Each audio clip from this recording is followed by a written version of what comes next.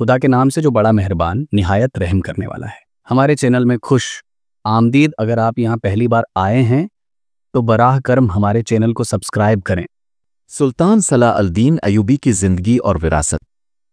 سلطان صلاح الدین ایوبی، جنہیں مغرب میں صلاح الدین کے نام سے جانا جاتا ہے، تاریخ کے سب سے مشہور مسلم رہنماؤں میں سے ایک تھے۔ اپنی بہادری، حکمت اور رحم دلی کے لیے مشہور صلاح الدین نے صلیبی جنگوں میں ایک اہم کردار ادا کیا، خاص طور پر 1187 میں صلیبیوں سے یروشلم کو دوبارہ حاصل کرنے میں۔ ان کی وراثت آج بھی دنیا بھر میں لاکھوں لوگوں کو متاثر کرتی ہے۔ ابتدائی زندگی اور پس منظر۔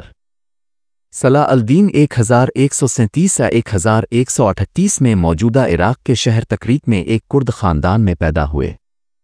ان کے والد نجم الدین ایوب تکریت کے گورنر تھے اور ان کے چچا شیر کو زنگی خاندان کے تحت ایک نمایاں فوجی کمانڈر تھے۔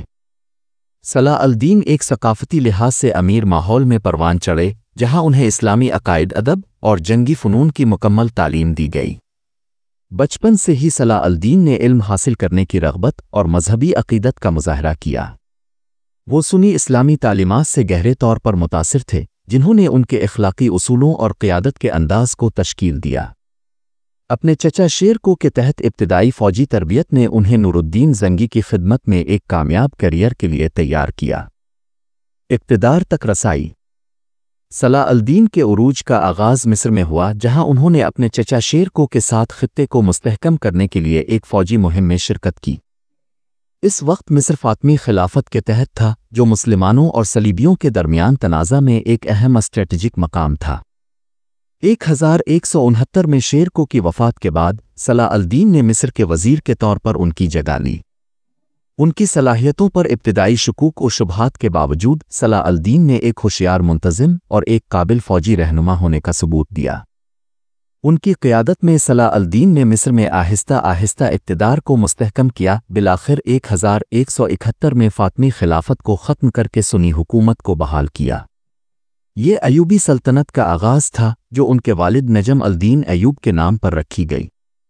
صلاح الدین کی اتھارٹی مصر سے باہر بھی پھیل گئی، کیونکہ انہوں نے صلیبیوں کے خلاف مزاحمت کے لیے خطے کی تقسیم شدہ مسلم ریاستوں کو متحد کرنے کی کوشش کی۔ صلیبی جنگیں اور یروشلم کے لیے جنگ۔ صلاح الدین کی سب سے بڑی کامیابیوں میں سے ایک صلیبی جنگوں میں ان کا کردار تھا، جو مقدس سرزمین کے کنٹرول پر عیسائی اور مسلم افواج کے درمیان ایک سلسلہ وار مذہبی جنگیں تھیں۔ 1099 میں صلیبیوں کے ذریعہ یروشلم پر قبضہ مسلم دنیا کے لیے ایک تباہ کن دھچکا تھا، اور صلاح الدین نے شہر کو دوبارہ حاصل کرنے کا عزم کیا۔ جنگ حطیٰ 1187۔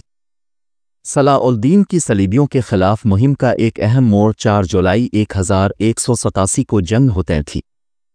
برتر حکمت عملیوں کو اپناتے ہوئے اور صلیبی فوج کی کمزوریوں کا فائدہ اٹھاتے ہوئے صلاح الدین نے ایک فیصلہ کن فتح حاصل کی۔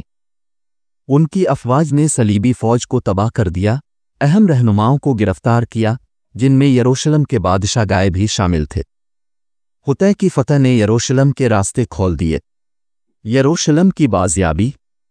2 اکتوبر 1187 کو صلاح الدین کی افواج نے کامیابی کے ساتھ یروشلم کو دوبارہ حاصل کر لیا۔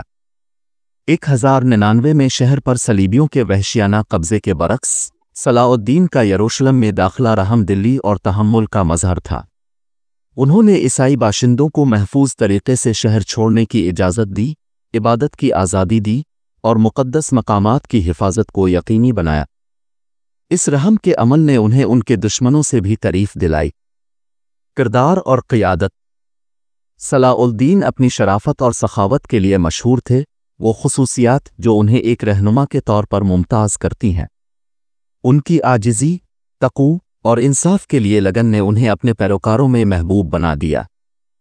حتیٰ کہ ان کے مخالفین، جیسے انگلینڈ کے رچرڈ شیردل، نے تیسری صلیبی جنگ کے دوران ان کی ہمت اور عزت کی تعریف کی۔ صلیبیوں کے ساتھ سفارتی تعلقات۔ تیسری صلیبی جنگ کے دوران صلاح الدین نے رچرڈ شیردل کی قیادت میں یورپی افواج کے ایک مضبوط اتحاد کا سامنا کیا۔ شدید جنگوں کے باوجود صلاح الدین نے سفارتکاری اور مذاکرات کی پالیسی برقرار رکھی۔ دونوں رہنماؤں نے ایک دوسرے کے لیے احترام پیدا کیا، اور ایک جنگ بندی پر بات چیت کرنے کی صلاح الدین کی خواہش نے ان کی قیادت کے حقیقت پسندانہ انداز کو ظاہر کیا۔ 1192 میں راملہ کے معاہدے نے عیسائیوں کو کچھ ساحلی شہروں پر کنٹرول برقرار رکھنے کی اجازت دی اور یروشلم کے لیے زائرین کے محفوظ گزرنے کو یقینی بنایا۔ اسلامی تہذیب میں خدمات۔ اپنی فوجی کامیابیوں سے ہٹ کر صلاح الدین کی اسلامی تہذیب میں خدمات بہت گہری تھیں۔ انہوں نے ایک مضبوط اور مستحکم ایوبی ریاست قائم کی جس نے تعلیم، ثقافت اور بنیادی ڈھانچے کی ترقی کو فروغ دیا۔ صلاح الدین علماء اور شاعروں کے سرپرست تھے اور انہوں نے مدارس، مساجد اور ہسپتالوں کی تعمیر کے لیے مالی اعانت فراہم کی۔ ان کی حکمرانی انصاف اور اپنی رعایا کی فلاح و بہبود کے لیے عزم سے عبارت تھی۔ ذاتی زندگی اور وراثت۔ صلاح الدین نے اپنی طاقت کے عروج پر بھی ایک سادہ زندگی گزاری۔ وہ اپنی سخاوت کے لیے مشہور تھے، اکثر اپنی دولت کو غریبوں میں بانٹ دیتے تھے اور عوامی منصوبوں کو فنڈ فراہم کرتے تھے۔ جب وہ 4 مارچ 1193 کو دمشق میں انتقال کر گئے تو کہا جاتا ہے کہ انہوں نے کوئی بڑی دولت پیچھے نہیں چھوڑی کیونکہ انہوں نے اپنی زیادہ تر ملکیت خیرات میں دے دی تھی۔ صلاح الدین کی وراثت اتحاد، ہمت اور رحم دلی کی علامت کے طور پر برقرار ہے۔ انہیں نہ صرف مسلم دنیا میں بلکہ مغرب میں بھی شرافت اور قیادت کی ایک مثال کے طور پر یاد کیا جاتا ہے۔ ان کی زندگی اس بات کی یاد دہانی ہے کہ مصیبتوں کے سامنے ایمان، استقامت اور ہمدردی کی طاقت کیا ہو سکتی ہے۔